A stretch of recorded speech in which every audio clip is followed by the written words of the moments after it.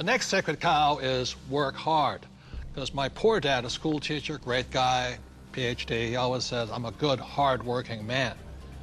And my rich dad had a different point of view, and he had me read this book by Mark Twain. It was a story of how, I think it was Huckleberry Finn or somebody, got the other kids to paint the fence for him.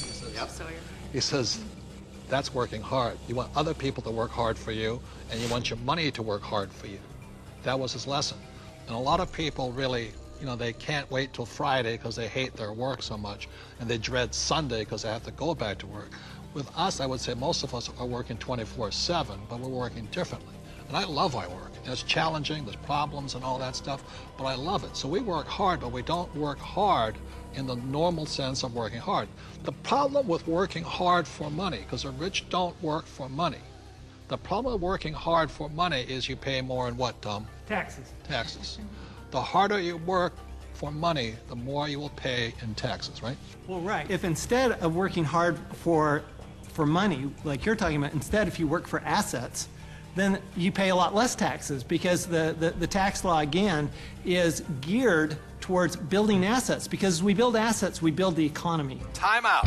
The big difference between E's and S's and B's and I's, E's and S's focus on the income statement, and B's and I's focus on the asset column. My rich dad simply said to me, he says, assets put money in your pocket whether you work or not, and liabilities take money from your pocket. For example, my house is a liability because it takes money from my pocket every single month. Yet my rental properties are assets because they put money in your pocket whether you work or not. One of the reasons so many people are struggling financially today is they're buying liabilities they think are assets. As we build assets, the economy grows, and the employees get benefits also because now we have more jobs for more employees. But on Michael's side, why are people working so hard is because the Fed's also working hard printing money, right? Yeah, people. I've got friends that just say I need to get more hours or I need to get a second job or something like that. They're working harder to make a few more dollars, but they don't realize that over this entire past decade, the average in real income after inflation has been falling. So the harder people work, the less they're making anyway because the government and the Federal Reserve, the banking system, they're basically stealing it from them. Can we bring in the bags of coins right now? Thank you. I'm not going to hold that. Oh, I'll give you an example.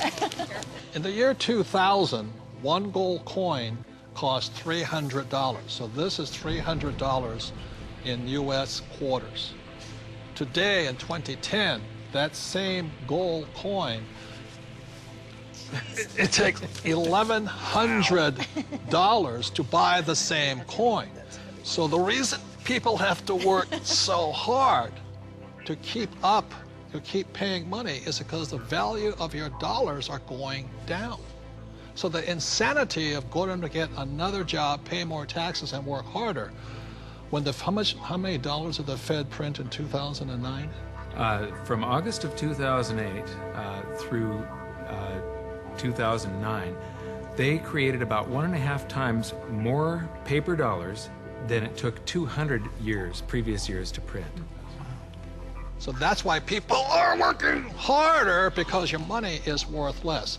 And it isn't the coin that changed. People don't understand that it isn't this price going up, it's the value of the dollar falling. It's the currency that's changing. The can of soup in the grocery store, that can of Campbell's soup, it's the same can with the same contents from back in 1950 when it was 15 cents to today where it's $1.95 or whatever it is. So that's why the rules have changed. In 1971, the U.S. dollar stopped being money and it became a currency, it became debt. It became an IOU from the federal government. And the thing is, they can print as much as they like of it. And the more they print, the harder you have to work. It all takes place in your head. Take this glass here. In this case, the glass here is context. It holds the content, in this case, the water. E's and S's have a different context than B's and I's. Having a different context, E's and S's attract the sacred cows like go to school, work hard, live below your means. B's and I's, having a different context entirely, attracts a different type of content, different type of information, different type of education. Money is created out of your head. If you're a true B and I, you're not concerned. is because just like the Fed, we can print our own money.